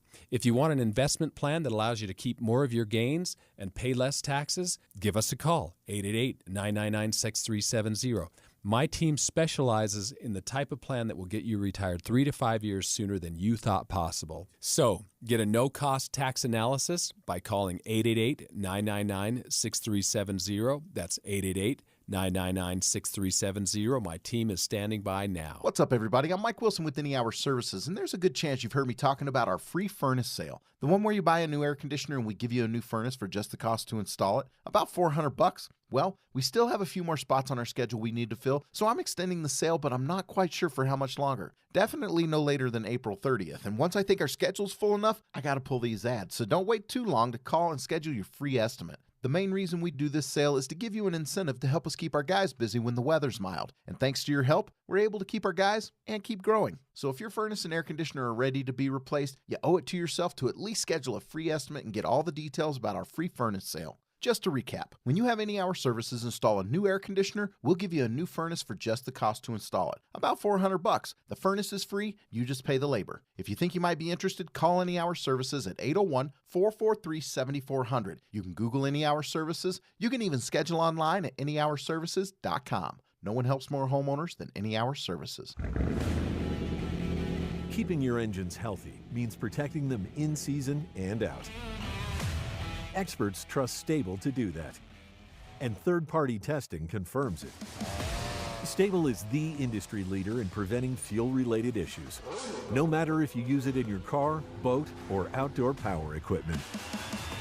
In season or out, At every fill-up or when you store, start with Stable. Progressive knows if you have to choose between everyday life and your boat, boat wins. What are you going to do? Take the boat out for a spin or go mail something? Boat wins! Are we cleaning the patio or taking the boat out fishing? Boat wins! Are we skipping that eye exam to go sailing? Boat wins! Rescheduling eye exams can be a nightmare. All right, fine. Eye exam, then boat. Yeah! With Progressive, you can bundle your boat with your home or auto and save with a discount and spend more time enjoying those savings on your boat. Progressive Casualty Insurance Company, affiliates, and other insurers. Not available in all states and situations. Be advised, this is your opportunity to save up to 40 to 80% on a hot tub or swim spa this weekend only, Friday through Sunday, Mountain America Expo Center, Sandy. Be advised, this is your opportunity to save up to 40 to 80% on a hot tub or swim spa this weekend only, Friday through Sunday, Mountain America Expo Center, Sandy. 18-month interest-free financing. Our factories have demanded we sell 1,000 hot tubs and swim spas this weekend. Mountain America Expo Center, Sandy. Huge factory incentives, factory rebates, this weekend only. Mountain America Expo Center, Sandy. We can remove your old hot tub. Free delivery of your new hot tub. Hot tub starting at $2,999. Mountain America Expo Center, Sandy. Free delivery of your new hot tub. Just relax and enjoy. Mountain America Expo Center, Sandy. Friday, 2 p.m. to 8 p.m. Saturday, 10 a.m. to 8 p.m. Sunday, 10 a.m. to 6 p.m. Free admission, free parking, free delivery. Mountain America Expo Center, Sandy. Call 833-SPA-SALE or visit hottubandSwimSpaSale.com. Are you looking to find more fairways, hit more greens, and lower your scores? Then a custom golf club fitting from a Shields certified master fitter is your answer. Learning from the world's top fitters at Titleist Performance Institute, Callaway Performance Center, and the Ping Proving Grounds, we're equipped to fit you with the right clubs to make your game more consistent. Go to shields.com/expert fitting to schedule a custom fitting today. Common Spirit Health. Hospitals, clinics, and caregivers all connected to advance healthcare in Colorado, Kansas, and Utah. Healthcare with human kindness is here. Hello, human kindness. When I have an asthma attack, I feel scared. Prevent your child's next asthma attack. Call 1-866-NO-ATTACKS. Visit www.noattacks.org or call your doctor, because even one attack is one too many. Brought to you by the EPA and the Ad Council. Inside Sources. Inside Sources on KSL News Radio. Republican lawmakers have faced some rather rough town halls over the past few months. What are usually, I don't know, I don't think they're boring, but maybe normal people think they're boring town hall meetings, have turned loud and rambunctious. Thanks a lot to angry constituents who are frustrated with what I would call like the constant noise coming out of the White House, right? Yeah. So President Trump is truth socialing. I don't know what the verb is for that. So he is posting on Truth Social many thoughts that he has. Every day is like a press conference, or you've got some foreign leader sitting next to him and he is talking away, and people are frustrated. So I wanted to talk with you, Aaron Ryder, about Senator Chuck Grassley of Iowa, Representative Marjorie Taylor Greene of Georgia. So now pause just for a second. I feel I'm not surprised at all that a town hall with Marjorie Taylor Greene blew up. I feel this is a woman who is feisty, and her brand is fire. Does that make sense? Like, that is the way she operates. And I got to think every town hall she walks into, she's like, bring it, right? Like, 'cause this is my brand. I'm a little surprised that our President Pro Temp Chuck Grassley, who I think is in his 80s. I mean, correct me if I'm wrong. He's one of our older members of our Senate. If not the oldest member, at least on the Republican side, definitely on the Republican side. At an overflow crowd in Iowa, at a town hall with him. Let's listen in. We would like to know what you, as the people, the Congress, who are supposed to rein in this dictator, what are you going to do about it? These people have been sentenced to life imprisonment in a foreign country with no due process. Oh, and I've got a huge smile because, Aaron, what they're frustrating about is that fascinating prison down in El Salvador, right? Like the conversation that you and I had like the first day it happened, which I think I'm picking on you, but both of us were like, oh, this is going to be a something. And man, it has turned into a something. Well, and if you remember in that conversation, the thing that I said repeatedly was, if there were, it was a big old if. Yeah. If they could figure out, then maybe there were some interesting dynamics to it. And it is very clear that they never talked about the if, and it's causing massive problems. So, yeah, I am not surprised that this is happening. Also, I just looked this up right now. Chuck Grassley is the oldest member of the Senate. He's 91 years old. Pause. He's not even an octogenarian. He's 91. Yeah, 91 and 7 months. All right, let's listen to him respond. It's not a question of the president following the court order. It's a question of, is the president of El Salvador going to do what our Supreme Court wants done? And obviously, our Supreme Court doesn't have any control over him, and he says he's not going to return him. So what would you, if there's a constitutional crisis, it's not being caused by President Trump, it's being caused by the president of El Salvador. I couldn't disagree with Senator Grassley more if, I tried. I think that's a spin. Yeah, that's moof, that is a lot of words to say, holy cow, this is a bad idea. But the thing is, right there, Aaron, poor Senator Grassley, 91-year-old man, really long time in the United States Senate, kind of a storied, legendary career, and this is what's happening to him. He's going to these town halls and being yelled at about El Salvador. Yeah. Well, and then let's cut to Marjorie Taylor Greene here for a second. Who I have less sympathy with. I just want to be much clear. less sympathy. Also, fun fact, I learned that she auditioned for American Idol or America's Got Talent. Of course something like did. that, right? Yeah. Anyway, so that's a fun thing. Okay, multiple disruptions at a town hall that she held in suburban Atlanta on Tuesday. She was backing President Trump and his administration's actions thus far in his second term. Police actually arrested 3 people at the event and escorted additional people out. One was even tased by the police. Most of the crowd, however, supported her. So let's listen to that for a second. The Democrats have been rioting. They are the party of violence. They are the party that... Go. Okay, and then one more comment from her. This is a peaceful town hall. Now, this is a peaceful town hall, ladies and gentlemen. This should not have to happen. Yeah, so again, you reap a little bit what you sow. Marjorie Taylor Greene has been loud and feisty her entire political career. Yeah. I don't think any event is peaceful, right? That she walks into. Yes, right? but I think she likes that, right? She likes that noise. Well, I'm sure she loves the fact that she's in the news over And that this, we're talking right? about her. And that we're talking about her. I mean, I will say, if you watch the video of this, one of the gentleman who was tased by the police, he was pretty feisty himself, to use that same word, and was fighting back against the police a lot. It was pretty rambunctious, which leads to an interesting question. What do you do when you have all of this frustration and you feel like your representatives are not listening to you? I think this is one of the reasons why Bernie and AOC are getting such high turnouts at their at these rallies, because whether or not people are supportive of them, they see it as an outlet for venting frustration and being around others who allow them to vent frustration at the current administration. And there's something to be said for that. Yeah, and let me just kind of say to you from our first hour when I kept saying decisions about monetary policy should not be made by listening to people at town halls. A little bit, Aaron, right here. This is what I'm talking about. Although it's interesting.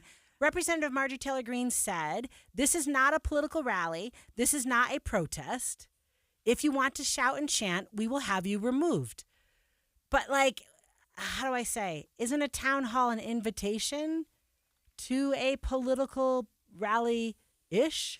Yeah. Right? So yeah. A little, it's man, if you show up and you invite constituents to come, you don't get to cherry pick which constituents arrive. And at any point in that, do I think it should become violent? Absolutely not. No. Do I think people should be tased? Absolutely not. I mean, might get into a situation where they're being tased. But a little bit, no, Ms. Greene, you're not showing up here and just lecturing people. Right. A town hall is listening to people. Yeah, and I think this is where, we talked about the town hall that we had here in Utah with Representatives Malloy and Kennedy. And I really appreciate the way that Representative Malloy went after that, because her comment to the crowd was, these are hard conversations, and I understand that, and I appreciate the difficulty, and I want to hear your feedback. I want to hear your frustrations, because you and I together are going to model how we talk about hard things, and we're going to show that Utah can do it. Did it work? I don't know, but Marjorie Taylor Greene isn't saying that, right? No, and I love Representative Malloy, right? Because her thing was, I have been where you have been. Yeah. Where I have been frustrated. And you kind of want to know, where can I go with that anger? So a little bit, it's like, maybe not anger, but frustration, right? Mm-hmm. And I want to say to Marjorie Taylor Greene, guess what? The answer is you have to listen. Or don't host the town hall. Yeah. Do you know what I mean, Aaron? It's like, look, if they're coming to talk to you, kind of you don't get to tell them you have to shut up. No, the answer is, I'm having a town hall. This is going to get feisty. And I would like more people modeling Malloy's way of doing things. I mean, I think there is something to be said for representatives understanding the current climate right now and allowing people to vent frustrations. I mean, sometimes, I found on the campaign trail that sometimes the most effective thing you could do was let somebody else talk. And it wasn't necessarily about them hearing what I wanted to do in the position. It was about them knowing that I was willing to listen to their concern about the issue, because that matters, right? If you win the race, if you get into that spot, people are electing you because they think that you're going to represent them and that you're going to listen to them. So sometimes, like at the end of it, or once they took one of those protesters out, I think Representative Greene just, said something like, bye, and then threw in a comment, just like that illegal alien. And I'm like, you don't do that. Like, you just, come on, you don't need to go there. You don't need to. Let me ask you a question. Because when we first started talking about town halls, it was like tariffs, right? So it was like everyone's frustrated with the economy and what's going on with that. And now the town halls are about El Salvador. Yeah. Which I'm going to tell you, I don't think most people could find on a map where El Salvador is. Does that politically tell you something, Aaron? Is maybe, how do I say, one of these frustrations with President Trump is going to stick a little bit longer than others? I don't think so. Okay. I don't know. I mean, people are going to talk about what's on their mind when that town hall hits, no matter what. Now, if we do hit a recession, if we do hit hard economic times, that will be an ongoing theme, no question, because that was an ongoing theme leading into the 2024 election. It's one of the reasons why Donald Trump got elected. So, but, these not one-off, but these issues that are a little bit more specific in focus, I don't know. I mean, we'll see what happens with El Salvador and some of these others. All right, so unless you all think we only pick on Republicans, next up on Inside Sources, we're going to have a conversation about Democrats and a collision course in that party. Stay with us. A reminder about the simplest way to get updated for your day. Hit your KSL preset when you jump in the car, and we'll take care of the rest. Hear key news updates and traffic reports. Andy and Amanda from 5 to 9 in your car. KSL News Radio at 102.7 FM.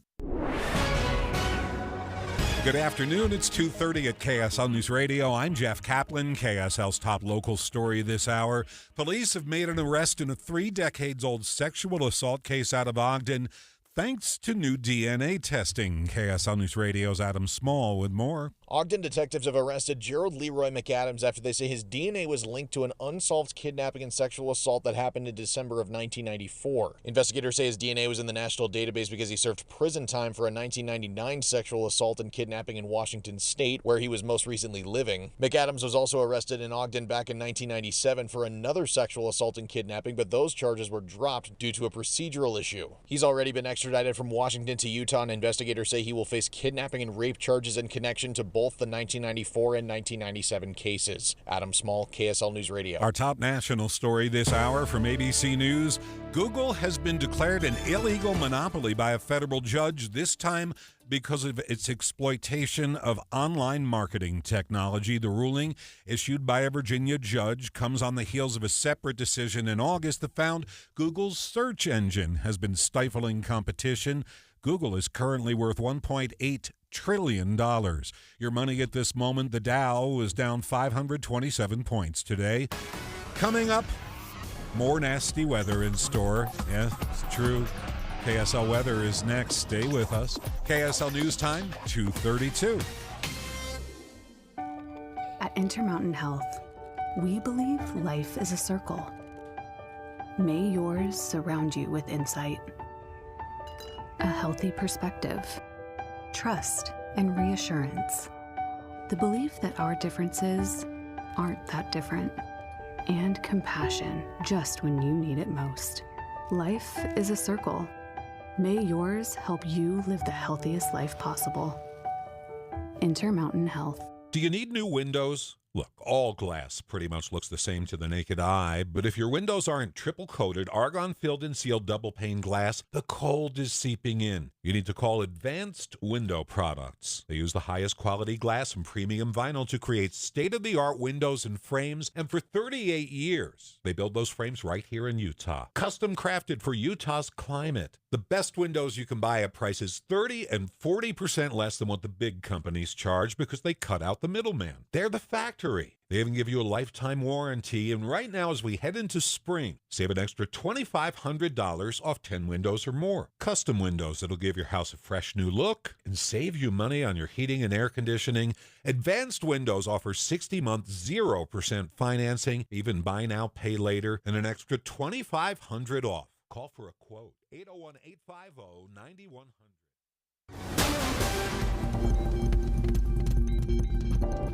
We have breaking news at KSL News Radio. We're going to go live to Florida State University for a police update on the latest developments after the school shooting. Listen. Assistant staff SU today, big time, including the Tallahassee Police Department, the Leon County Sheriff's Office, the Florida Highway Patrol, Leon County Emergency Medical Services, FDLE, and all other responding agencies today. We really appreciate your support. That's all the information I have at this time. We'll have additional update for you later today. Chief Rebel. Unfortunately, we missed the gist of that. We can tell you that 2 people are dead. He's still speaking now? Okay, let's go back then. Absolutely. Today, our officers, as well as every single other officer in this city and county, responded immediately to this scene. Once on scene and once we began working through what was occurring and what we were working, in consultation with FSU, Tallahassee Police Department was asked to take lead on this. So we will be the lead for this investigation in both the officer involved shooting portion of this as well as the homicide portion of this. I will come up after the last speaker and entertain just a few questions, but needless to say, we have multiple crime scenes. This is a very large area we're covering. We have thousands, hundreds of thousands, or hundreds or thousands of witnesses. And again, this is an active, ongoing investigation. So the information that we will be allowed to release right now may be fairly limited. I'll answer what I can at that time. But I will assure you that as soon as we can, any information that becomes available, we will make that available to you. One of the things in the process, and again, understand that this is an ongoing active investigation. So things are happening as we are standing here and as we are speaking. We have identified the shooter, obviously. He's at the hospital. So with more on that, I'm going to allow the sheriff to come up and speak on that portion of it. Thank you, Chief. As Chief Rebel indicated, I'm Walt McNeil, Leon County Sheriff. First and foremost, let me express our gratitude to the responding law enforcement agencies in this community. Our citizens should feel some degree of comfort knowing that your law enforcement agencies are going to respond and do exactly what we did in this case, that is bring the offender to justice and to make sure that we do what we can to make sure we lock him or her up. Let me say to you, this is obviously a heinous crime. Our deepest condolences go out to the FSU family, the families of the students who are here, and we understand that you all have been devastated because of this person's actions. The question as it relates to who is the shooter is 20-year-old Phoenix Eichner, and he's the son of a Leon County Sheriff deputy. Our Deputy Eichner, has been with the Leon County Sheriff's Office for over 18 years. She has a tremendous job that she's done. Her service to this community has been exceptional. Unfortunately, her son had access to one of her weapons, and that was one of the weapons that was found at the scene. And we are continuing that investigation into how that weapon was used and what other weapons perhaps he may have had access to. The alleged shooter was also a long-standing member of the Leon County Sheriff's Office Citizen Advisory or Youth Advisory Council. So he has been steeped in the Leon County Sheriff's Office family, engaged in a number of training programs that we have. So it's not a surprise to us that he had access to weapons. This event is tragic in more ways than you people in the audience could ever fathom from a law enforcement perspective. But I will tell you this, we will make sure that we do everything we can to prosecute and make sure that we send a message to folks that this will never be tolerated here in Leon County, and I dare say across this state and across this nation. Thank you. Let me bring up the FBI Assistant Special Agent in charge, Hubert Reynolds.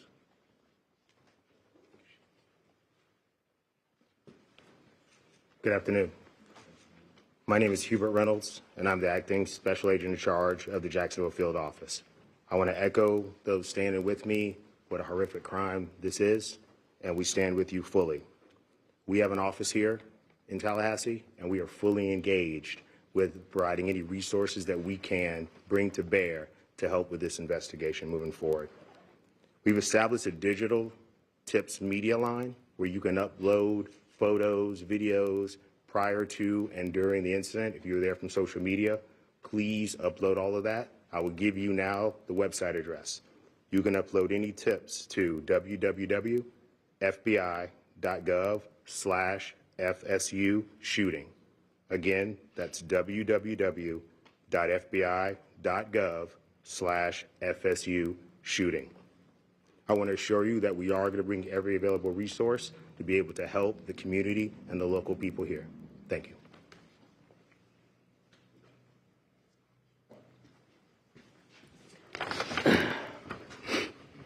Good afternoon, everyone. I'm Richard McCullough, Rick McCullough, the president of Florida State University. This is a tragic day for Florida State University. We're absolutely heartbroken by the violence that occurred on our campus earlier today. 2 have died. 5 other innocents are being treated for their injuries. We're working to support the victims, their families, and everyone affected by this traumatic event. I just returned from the hospital. The First Lady and I met some of our students who were the victims. Our hearts go out to our students and the victims of this terrible tragedy. I have to say that our law enforcement, our FSU police officers, are absolute heroes in this regard. The call went out, someone called it in, and immediately they responded to the scene and immediately neutralized the suspect and prevented this from being a bigger tragedy. I want to thank them so much for what they do to try to keep our students safe. I want to thank all the law enforcement partners, FSU Police, Tallahassee Police, Leon County Sheriff's Department, Florida Highway Patrol, and Florida Department of Law Enforcement, and all other responding agencies for their rapid and courageous response.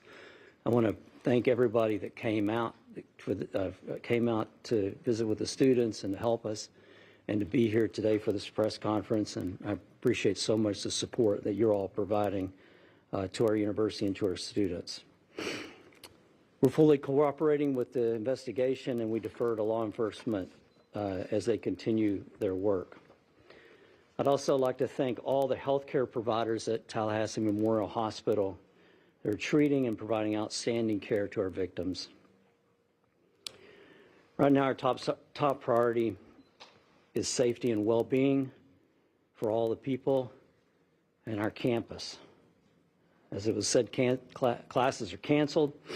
On the main campus today and tomorrow, and all FSU athletics events on Tallahassee are canceled through Sunday.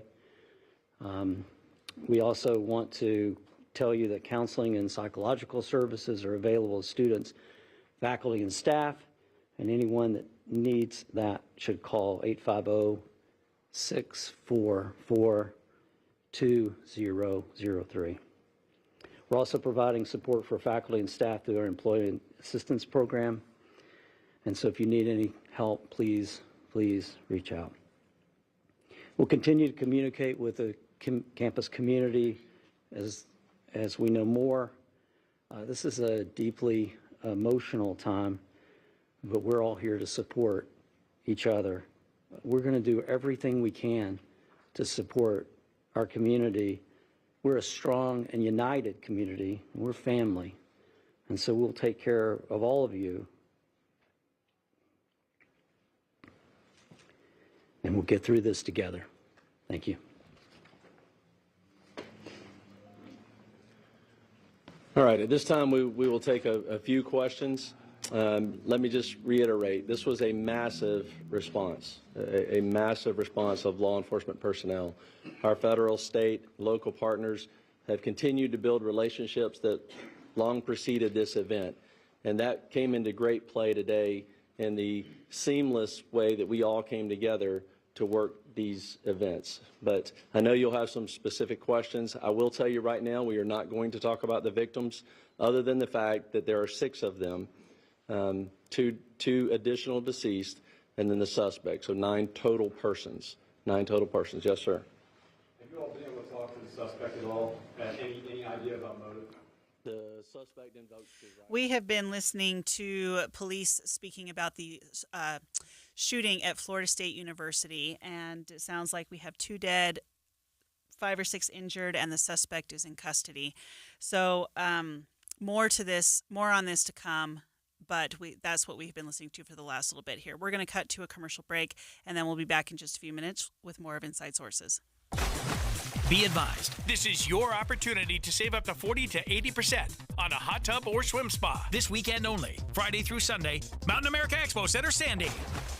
Be advised, this is your opportunity to save up to 40 to 80% on a hot tub or swim spa. This weekend only, Friday through Sunday, Mountain America Expo Center, Sandy.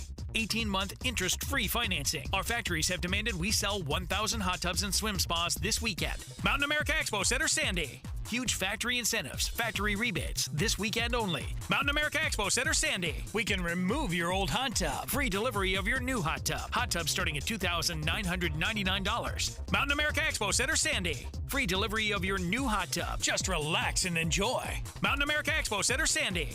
Friday, 2 p.m. to 8 p.m. Saturday, 10 a.m. to 8 p.m. Sunday, 10 a.m. to 6 p.m. Free admission, free parking, free delivery. Mountain America Expo Center, Sandy. Call 833-SPA-SALE or visit hottubandSwimSpaSale.com.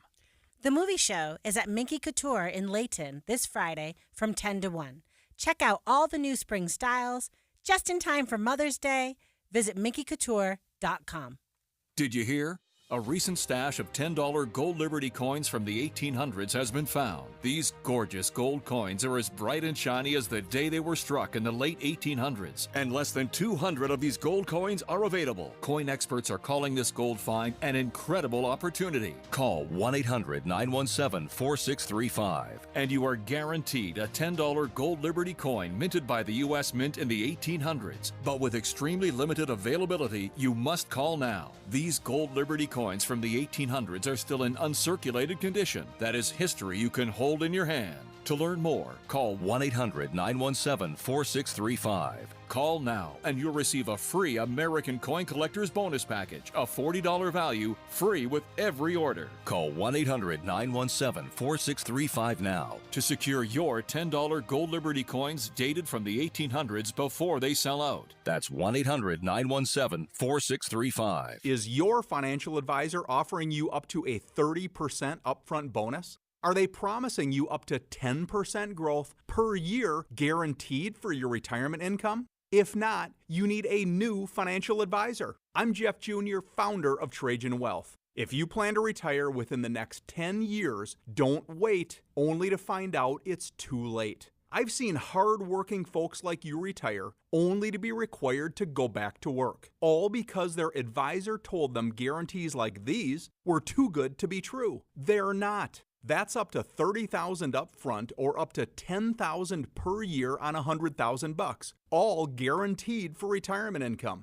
don't work when you're supposed to be retired. And if any financial advisor tells you it's too good to be true, they simply don't have the options we do.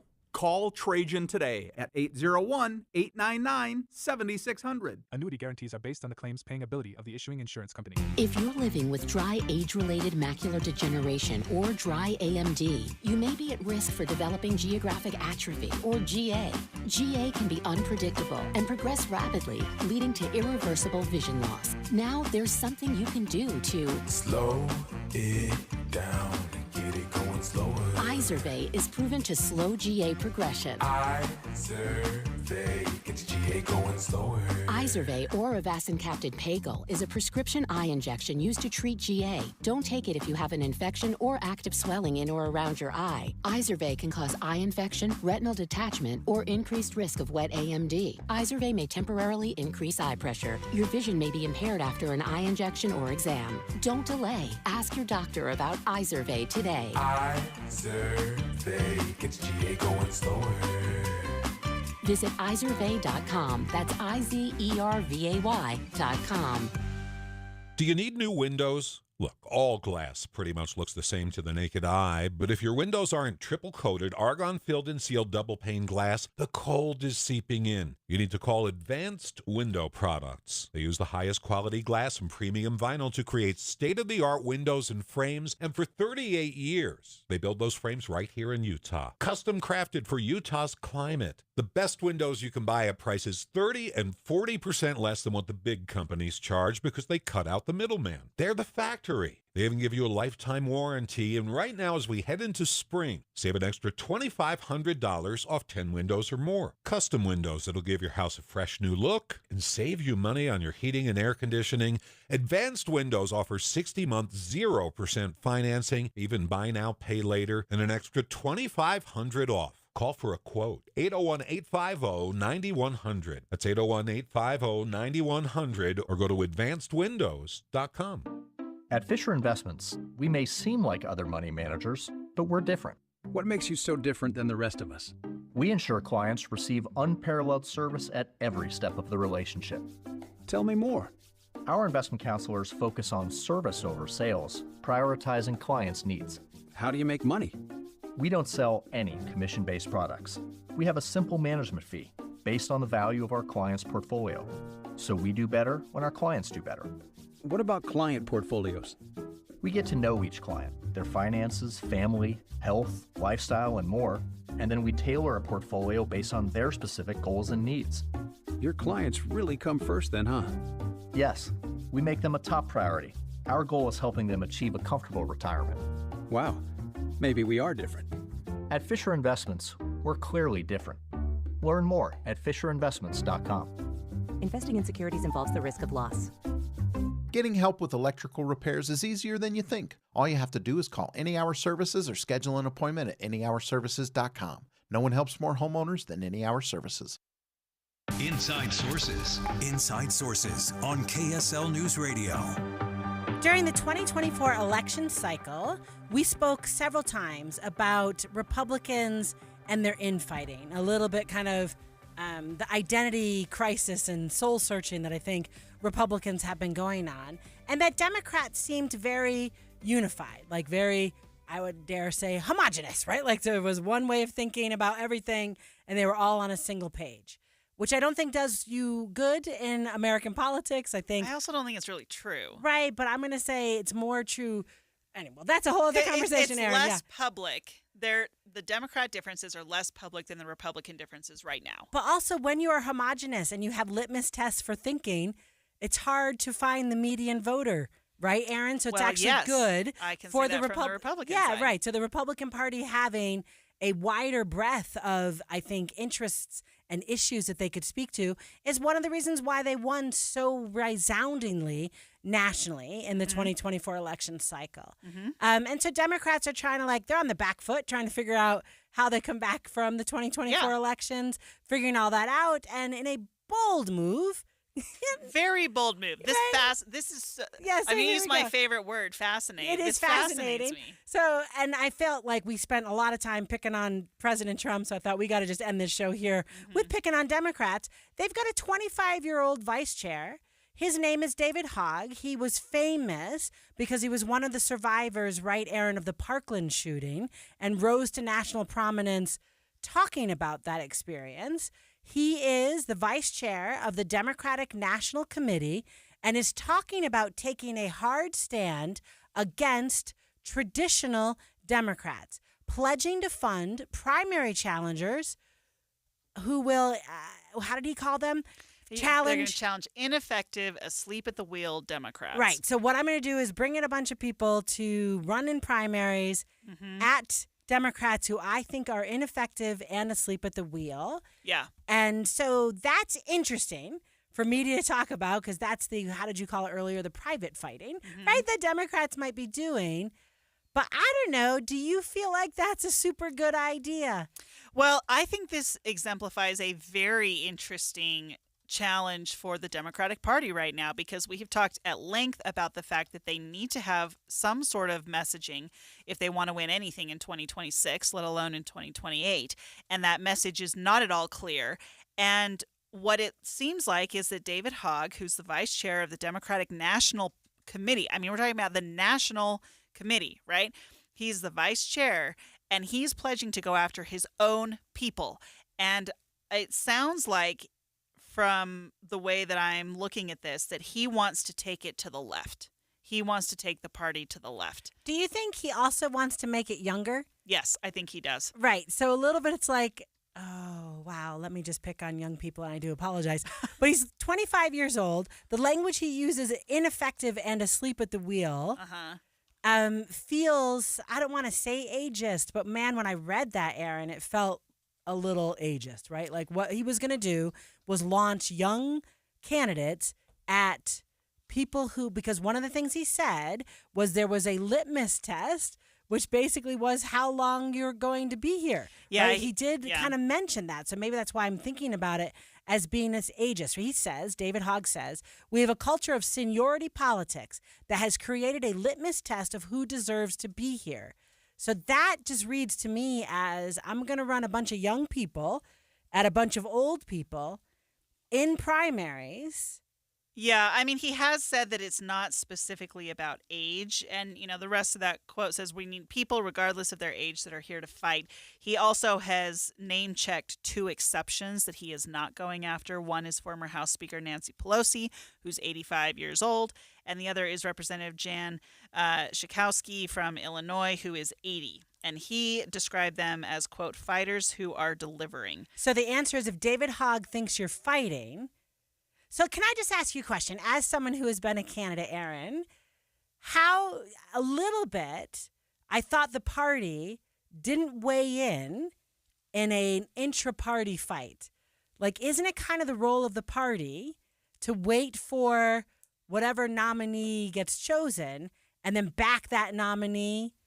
Ideally, yes. Okay, right? why is that the ideal? Well, the goal really for a party is to win general election races. If you're not winning general election races, it frankly doesn't matter what you're doing in the primaries because you still aren't governing at the end of the day if you don't win the general election. Now, David Hogg is aware of that, which is why he said, I am only going after Democrats in safe Democratic seats where we can have an intra-party fight and focus without risking the general election. Right, but then even what the heck is he talking about? Because, Aaron, what he said was what we want is change. We've got a 29% approval rating. That is a record low since we started, seeing what our approval rating was as a Democrat. That's a record low. Our base wants change. And so then the answer is, but only people who I think are not fighting, only people who are in safe seats. Like, none of that sounds like change. It doesn't sound like policy. It doesn't sound like a party that supports Aaron Ryder. So this is my whole thing about the Democratic Party, right?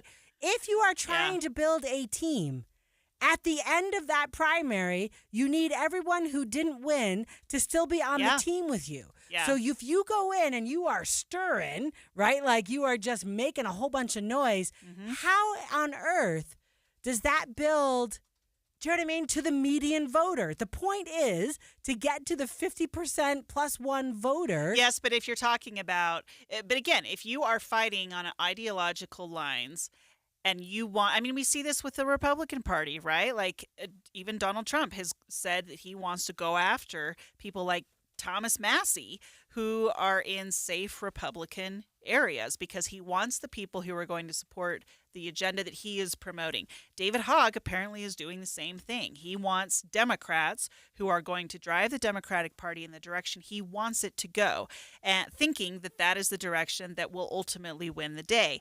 And so he's starting by targeting safe Democrats who he feels are ineffective. It's a strategy. It's one way to go. And he's not without support for this. He has a PAC or a group that's called Leaders We Deserve. He co-founded this in 2023. And this is the group that announced plans on Tuesday to spend $20 million in safe blue Democratic primaries against sitting House members. So he's got $20 million in donations and support backing him in this. Right. To spend on what they're calling generational change agents. Yeah. Which is just a lot of words for young people who are going after old people. Mm-hmm. All right. So, but Aaron, how is that going for you in the Republican Party? When you litmus test and you basically say to every Congress member, we are going to primary you if you don't vote the way we want you to vote. I mean, look, everybody does that. Every party does that, right? Every president has to whip votes and has to pull people together. And you know, as a member of Congress, that if you don't toe the party line, I mean, Joe Manchin, right? Like you look at some people like that who, you know, Kyrsten Sinema, who ended up leaving their parties because they weren't willing to toe the party line. It does happen. And this is not the first time that this has happened. Is it a long-term winning strategy? I don't know. I mean, now they're talking about AOC as a potential frontrunner for 2028. Does AOC win in a general election? I don't think so. But she certainly would exemplify what they're talking about here. Man, she'd be a generational change agent, right? Because she's, young as well, except she's traveling around with Bernie, who is, Well, they're both super far left. Right. And does that work in the United States? No, I got you. I mean, I think the question I'm asking is when you're building a party for the long haul, I don't feel like this is the right way to go. All right, so that'll do it for today. Inside Sources, thank you, Aaron. It was always lovely to be with you. Tune in again tomorrow. I'll be on with guest host Holly Richardson. Next up, Jeff Kaplan's Afternoon News. KSL-FM Midvale. KSL Salt Lake City. From the KSL Common Spirit Health Studios, this is KSL News Radio. Utah's news, traffic, and weather station. Good afternoon. It's 3 o'clock at KSL News Radio. I'm Jeff Kaplan. Mostly cloudy, 43 degrees. KSL's top story is developing news about the shooting rampage at Florida State University. 2 people are dead, at least 5 injured in Tallahassee. Just a few minutes ago, we learned the alleged shooter is a sheriff deputy's son. Unfortunately, her son had access